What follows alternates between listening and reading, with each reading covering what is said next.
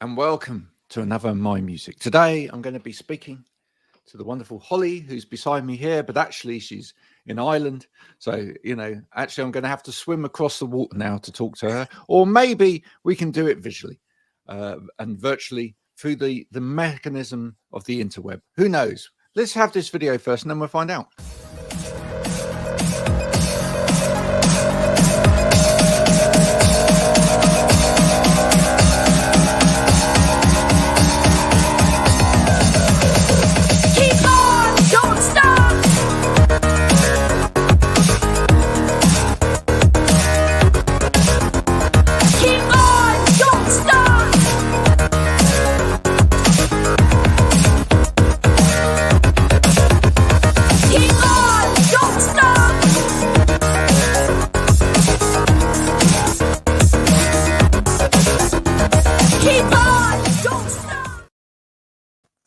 Whoa, and there we go. So exciting, that kind of video, this kind of time of the day, or whatever kind of time of day it is for any of you that are watching now. Now, Holly, you're from Ireland? Yes. Yes. Which part of Ireland? So I'm from Dublin, and that's where I live now as well. Yes, but you know this part of the country as well. I do, yeah. Guess. Yeah, because you recorded in Frome, just a stone's throw down the road. How was that? It's beautiful, so beautiful. The producer that I work with, Luke Potashnik, I've been working with him for a few years now. He's got a beautiful studio down there in a renovated building that I believe was once owned by Tears for Fears. So it's pretty mad, and feel very lucky to be recording there. It's got a good energy about it, and yeah, it's a beautiful space, beautiful part of the world as well down there. Could you feel any of the Tears for Fears magic coming through as you recorded? I think so. Definitely at certain moments in the recording. And there's like some switchboards and bits like that have like their name written on it. So every now and again you'd be like, Oh, really? No biggie. Oh, wow. Yeah, it's very cool. Have you got a favorite Tears for Fears song while we're just on the subject? Oh, I'm trying to think I'm going blank now, but are you kind of more of a sowing the seeds of love kind of era, or are you kind of like Songs from the Big Chair? That was a big album for me when I lived in Amsterdam a few years ago. And I can hear it in my head, but I just can't think of the title right now. Head Over Heels, something like that. It's not Head Over Heels. I'm thinking of Mirrors, but that's definitely not the right title. If it comes to me, I'll say it. Sorry. Literally drawn a blank. When you were in Frome, did you get to go out and about in the area? Did you? I mean, it's got some lovely little lanes with coffee shops and stuff. Did you manage to frequent a coffee shop or two? I have. I've been there a few times now and just stayed kind of nearby the studio and been around the coffee shops, lovely cobblestone area. My brother also lives in Glastonbury, so I often go over to see. That's not too far from there, obviously. So, yeah, no, I am over in that part of the world quite a bit. I love it there. Have you ever climbed up to the top of the Tor? Many times, yeah. It's beautiful. Yeah. It's really nice. Are you quite a spiritual person, would you say? Is kind of like visiting, when you visit places like that, does it make you connect with like the past and everything like that in a kind of spiritual way? Or yeah, I think that's such a funny word, like, because I feel like everyone has a lot of connotations for that, but I personally do find that place quite spiritual, and I love to go to the have you been to the White Spring? It's like a kind of cave with big pools of water, and it's all candlelit. So they live right next to that. So whenever I go over there, I hang out in there. I love it. that would make a great gig venue, wouldn't it? If you it would, because the echo in there is absolutely beautiful, and it's a very, it's rare to have spaces like this, I think, where there's no phones and it's all candlelit, and it's kind of you're forced to be in nature, in a very consuming way. So yeah, I definitely find that whole part of the world very kind of spiritual and just nice. For me, it works. Yeah. Do you have to get into a particular kind of headspace to write music? Yes and no. I think lately I have actually been doing a lot of meditating and that kind of thing, and more songs have been coming like after that. For example, I'm about to release an EP called Crescendo Ending, coming out in June, and two of the songs on that were written directly after meditation, just but not on purpose. Just that I happened to be on my bed doing that, and then the guitar was next to me, and then they just came. So I think, yeah, there is some part of me that enjoys writing from that space where it's kind of very intentional and honest. But there's also times where they just come out, after from a feeling a very strong emotion or something, or Yeah. unplanned. And Not when you're going around Lidl's or something, doing the no, shopping. But that does happen as well. And I oh, have so really? many, yeah, I have so many voice memos where I'm just like, and looking back at it now, I'm like, where was I? No idea. I do Yeah. write a lot in the shower as well. Okay, so when that happens and you're wherever you are, do words come into your head there and then, or is it just melody or whatever, or it could be a mixture of both? Because I can imagine sort of like brown onions and carrots, and, Yeah. and then later on I'm going to put some proper words to that. But Sometimes like I think it is a mix of both. And as you say, like sometimes I'll try not to think about the words too much, even if it doesn't make sense. Even if I'm just singing brown onions, I'll just go with that fully if that's what sticks, and then later switch it. But oftentimes it'll be like one particular lyric or word that will just stick with me, and then that I'll build it from there. Do you know? Yeah. Oh, yeah. No, I know. Tell me then, what's the most random set of words that you ever found on one of your voice memos? It's a good question. I mean, it probably would just be like like words that aren't words, or don't make Yeah. any like, logical sense, just kind of mumbling sounds, and then Almost Liz Fraser-ish. yeah, and then they'll basically afterwards they'll turn into words, but they might just be like, and then I like that. I'll hear, oh, that sounds like I'm going to go here or something, and then.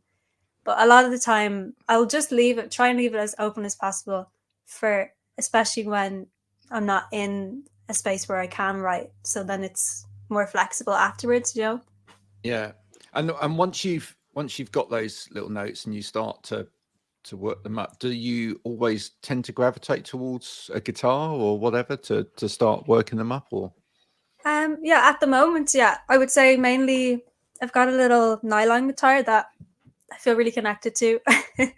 It's actually not mine. It's my boyfriend's guitar, but I just claimed it. I can't help. I just have a strong connection to that. But do you know what? It always sort of changes. I used to be piano a lot, or like I have a little synthesizer. So it kind of depends. But right now it's definitely that little nylon guitar. So Yeah. Isn't it yeah. funny? Well, I love it when people say, "Oh, I feel quite connected to it." I mean, people may take that in the wrong way, but a part of that can just be to do with like the weight of an instrument, or Yeah. just the way it feels in your hands, or or Yeah. just how easy it is to pick up. Yeah. No, Literally. exactly. It's actually a funny thing that happens in this room, where like the bed is kind of like my head will be next to the guitar on the other side of the room, and sometimes I'll just be talking, and you can hear the same, like my voice echoing in the guitar, and makes like this kind of frequency thing. It's mad.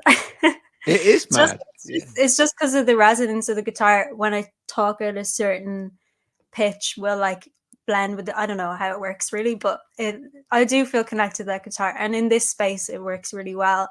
It sits really well in the room and stuff. So yeah, I get a lot of inspiration from that. Okay, talk to me about crescendos, because everyone. People might not know what a crescendo is because it's a musical term, but basically, like the bit towards the end of a song where it all kind of it's Yeah. crescendo. I What like that description. Why crescendos? Yeah, so that lyric comes from one of the tracks on the EP, called New Year's Moon, and the lyric is a crescendo ending with no way out.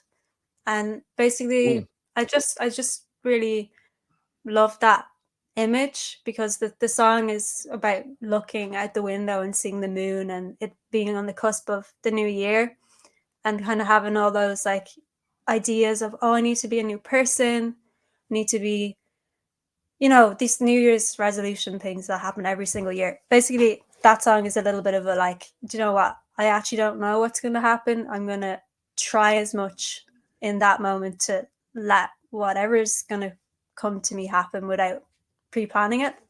yeah. How are you So, about New Year's? Because I've had a conversation online with someone else that's been on here, Darla Jade, about New Year's.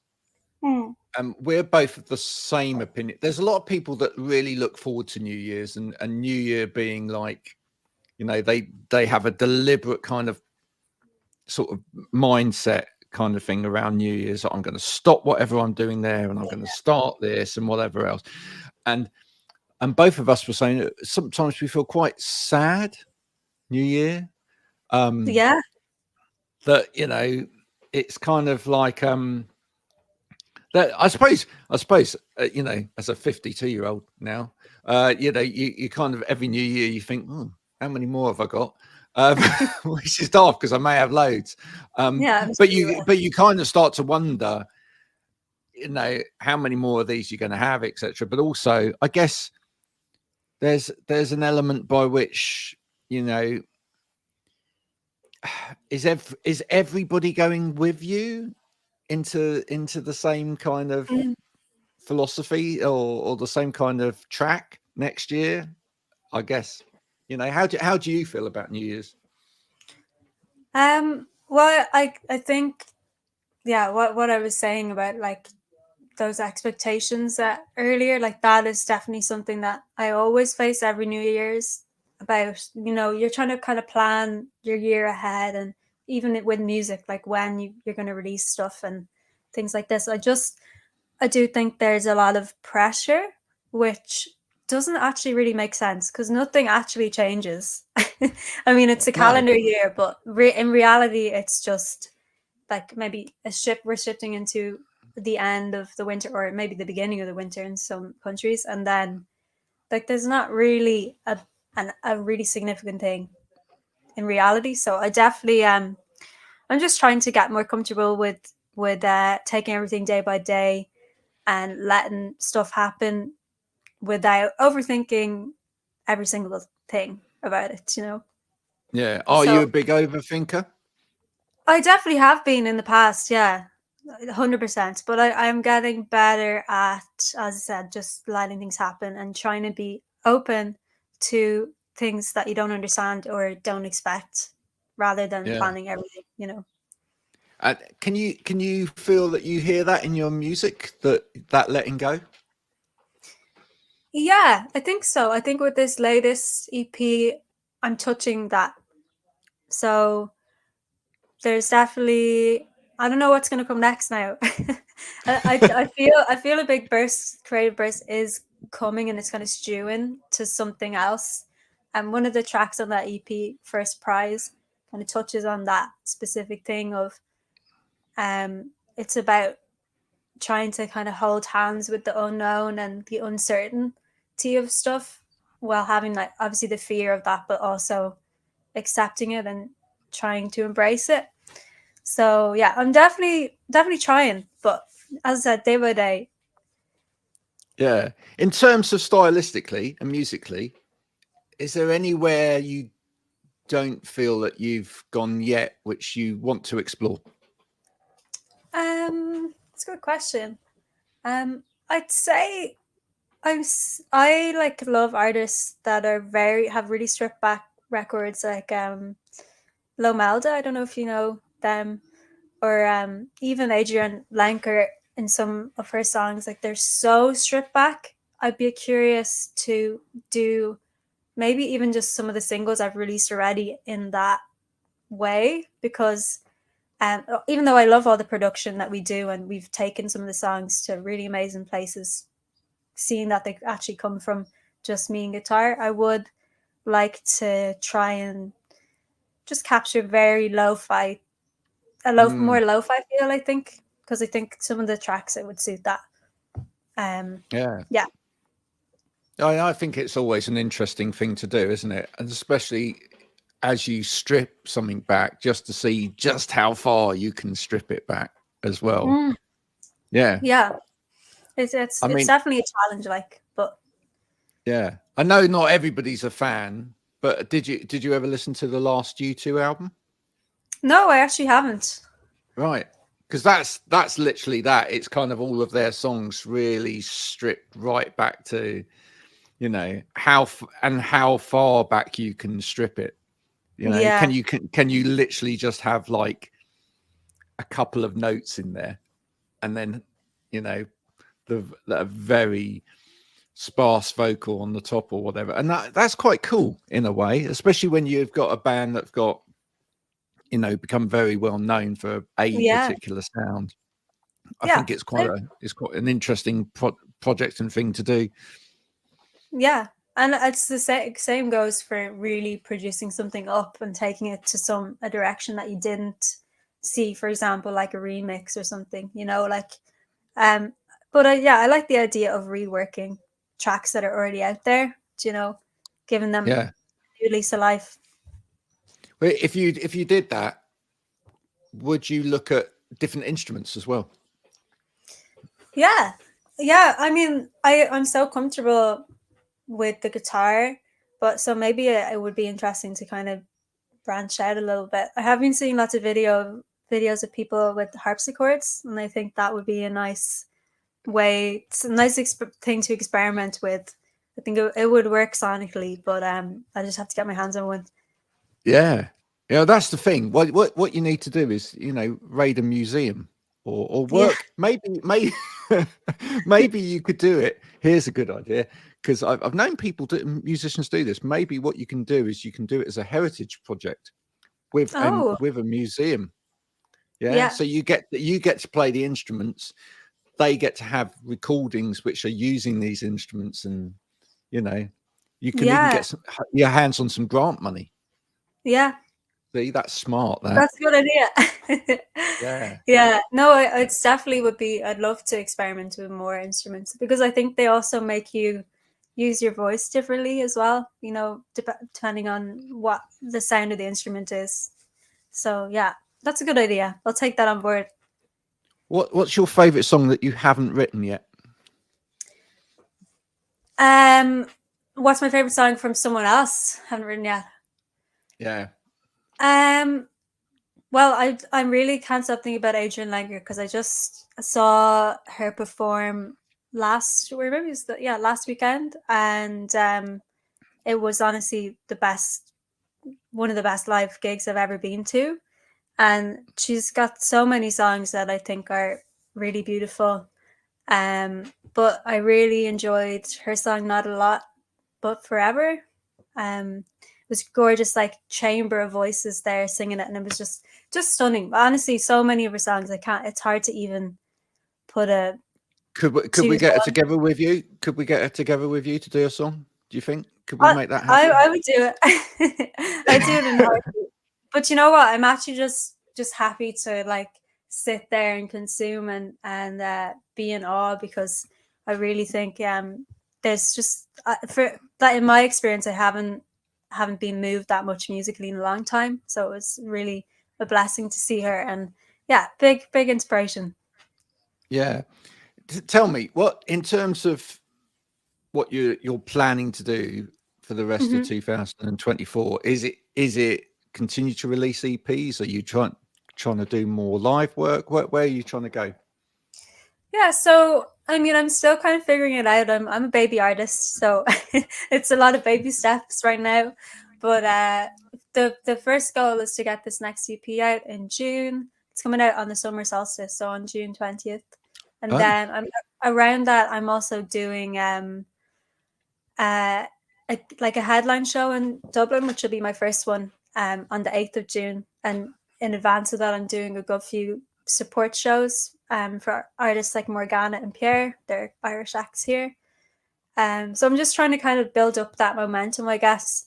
And the hope will be to play some festivals and continue on this path of releasing music.